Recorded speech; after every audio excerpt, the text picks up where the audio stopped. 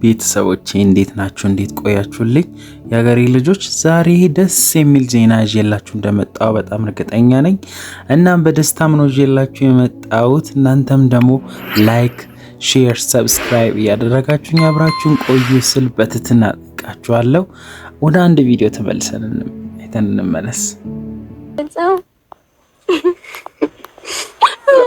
መልሺ ለውደድህ መልሺ አው ከራሴ ቀንሺ መልሺ ላፍቅርህ መልሺ አው ከራሴ ቀንሺ ከወደድኩህ በላይ ለውደድህ ጨምሬ አልበቃ ብሎኛል የእስካሁኑ ፍቅሬ።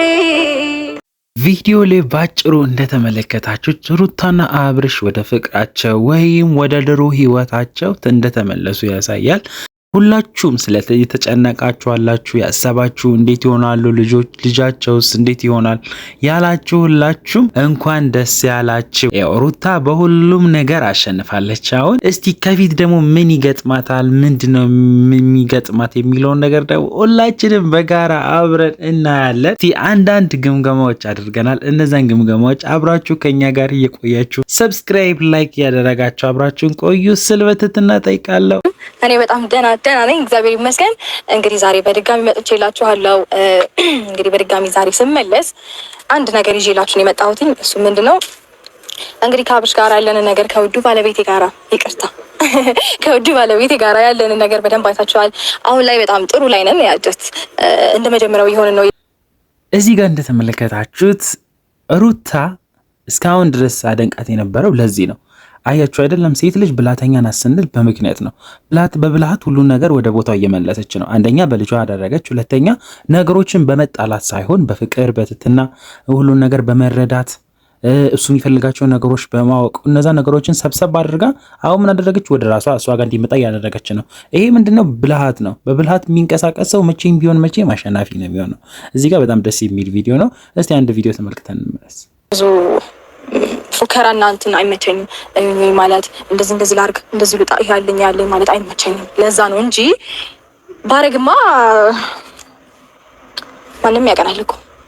ስለዚህ አሁን እሱን ተውና ፍቃደኛ ከሆንክ አብረን እንዝናና ነው የፈለክበት ቀን። እዚህ ጋር ስትመለከቱት የአብርሽ ሁኔታ ምን ይመስላችኋል? ሁኔታው ፈርቶ ነው ወይስ አላመናትም? ምንድን ነው ነገሩ? እዚህ ጋር ከአስተያየቱም ከሁኔታውም ምቾት የተሰማው ነገር አይመስልም። በነገሮቹ እየፈራ እንደሆነ በደንብ ነው የሚያስታውቀው። ሩታ ግን በጣም ጎበዝ ናት። እውነቷን ነው። ከተናገረችው ነገር አንጻር መፎከር መሸለል አያስፈልገውም። ቀጥተኛ ነገሮችን ማድረግ እንጂ እኔ እችላለሁ እኔ ያደርጋለሁ የምትል ከሆነ እዛ ነገር ላይ እንደምትወርቅ የታወቀ ነው። ለዛ ሳትፎክር ሳትሸልል ይህን ያክል ደረጃ መምጣቷ ራሱ በጣም ጀግና ናት። ይሄ ጎበዝ ያስብላታል፣ ግዴታ ነው። እኛም ደግሞ እሷን ማበረታታት አለብን፣ በብዙ ነገሮች ማበረታታት አለብን። እና ወደ አብርሽ ስንመለስ አብርሽ አሁን ያለበት ሁኔታ በጣም አወዛጋቢ ሁኔታ ውስጥ ነው ያለው። ምንድነው እንደዚህ የሚያወዛግበው? ምን ሆኖ ነውስ? ምክንያቱስ ምንድነው የሚለውን ነገር ደግሞ እስቲ አንድ ባንድ ከሁኔታዎቹ አንጻር እሷ ከምትላቸው ነገሮች አንጻር እያንዳንዱን እየገመገመን እናልፋለን። እናንተም ደግሞ ላይክ፣ ሼር፣ ኮሜንት፣ ሰብስክራይብ እያደረጋችሁ አብራችሁን ቆዩ ስል በትህትና እጠይቃለሁ። እስቲ ወደ ቪዲዮ እንመለስ። አሰብሽበት ነው ግን እንዴ? ቆይ አሁን እኔ እናንተ እንድንዝናና ለማድረግ ማሰብ ያስፈልጋል። በዛውም ላንተ ተስተውጪ ብዙ ወጪ ይኖራል። ታዲያ ብዙ ነገሮች ይኖራል። እነዛ ነገሮች ማሰብ ይጠበቅብሻል። ገባሽ? ዱባይ ሄደን እንዳውስ በትንሽ አወጣን ነው አይተሻል። ለዛ አንተ ዱባይ ደግሞ ውጪ ደግሞ ነገር ስትሄጂ መቼም ውድ ነው ችግር የለም። ስለዚህ በደንብ ታስቢበት ነው። መሄዱም ችግር የለም። ወይኔ ጭራሽ እንዳስብበት እየነገርከኝ እኮ እኔ እናንተ እንድንዝናና አንተ እዚህ ጋር ፈርቷል ብያችሁ ነበረ ከመጀመሪያ። አዎ ፈርቷል። ወጪ ምን ያስጨንቀዋል? እየሰሩ አይደለም፣ እያገኙ አይደለም። ወጪ የሚያስጨንቅ ነገር ምን መጣ? እሷ ደግሞ በሴት ልጅነቷ እኔ ልጋብዝክ እኔ ላዝናና ካለችው እሺ ማለት አለበት። ያለውን ደግሞ እሷ የሚጎላት ነገር ወይ የሚያንሳት ነገር ካለ አብራ ጨምሮ መዝናናት ይችላል። እዚህ ጋር እሱ ምን አይነት ጸባይ እንዳመጣ ብቻ ግራ የሚያጋባ ነገር ነው። ግን እንደዚህ መሆን የሌለበት ነገር ነው። እሱ ለምን እንደዚህ እንደሚሆን እስቲ ምናየው ይሆናል። በብዙ ነገሮች ከፊት ብዙ ነገር ልናይ እንችላለን። ሩታ ምን እያደረገችው የበቀሏ ነው ወይ ሪል ነው ምንድነው የሚለውን ነገር እስቲ አብረን እናየዋለን። ግን እስቲ የአብርሽ ነገር ደግሞ በጣም አስገራሚና በጣም አስደናቂ ነገር ነው። እስቲ እንከታተላቸውና የሚሉትን ነገር እያንዳንዷን እስቲ ቼክ እያደረገን እናልፋለን። ታረግ ለማድረግ እኔ ላስብ ጊዜ ሰጥቼ ኧረ ተው ይወድባል። እውነት ነው። እዚህ ጋር አረቷ ያለችበት ምክንያቷ ራሱ በጣም እርግጠኛ ናት። ለምን እዚህ ጋር ሁሉ ነገር እየመራች ነው እስካሁን ድረስ። ልጅቷ በጣም ጀግና ናት፣ እውነት ጀግና ናት።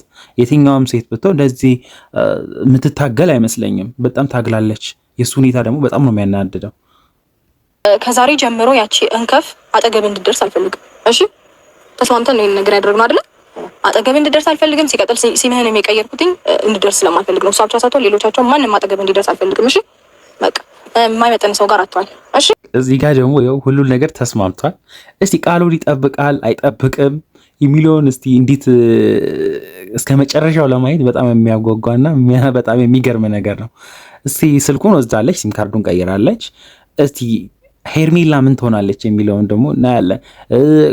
እሱስ ከሄርሜላ ጋር ሳይገናኝ ይቀጥላል ወይ የሚለውን እስቲ አንድ በአንድ እናያለን። እስቲ ቪዲዮ ምን እንደሚያሳየን ብቻ በአግራሞት እየተመለከትን እየተነተን ይላለን። እናንተም ሰብስክራይብ ማድረጋችሁን እንዳትረሱ። ክብር ማስጠበቅ አለብን። ዝም ብሎ ከማይሆን ሰው ጋር እያልክ ራስን አታስንቅ፣ ራስን አታስድ። ከማይመጥን ሰው ጋር አትገናኝ፣ አትውጣ፣ አትጥም።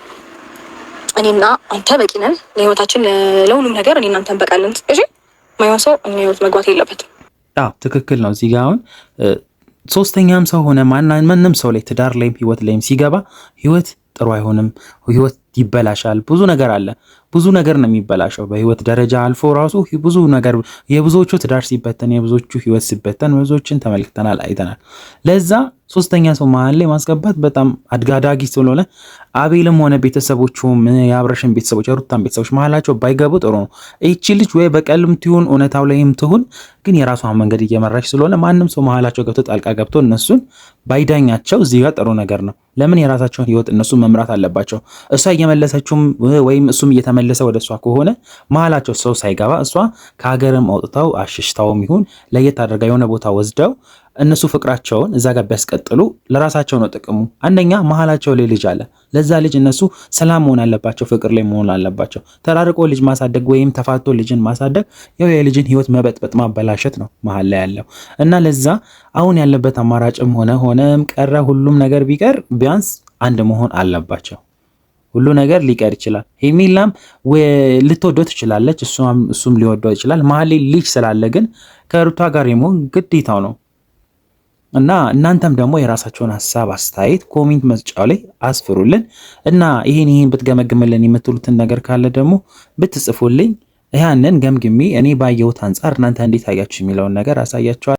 እስቲ ቀጣይ ደግሞ በሚለቁት ቪዲዮ ምን ይፈጠራል የሚለውን እኛም በጉጉት እንጠብቃለን። እነሱ ምን ይሆናሉ የሚለውን አብርሽሽ ብሎ ይሄዳሉ የሚለውን አብረን እናያለን። መልካም ጊዜ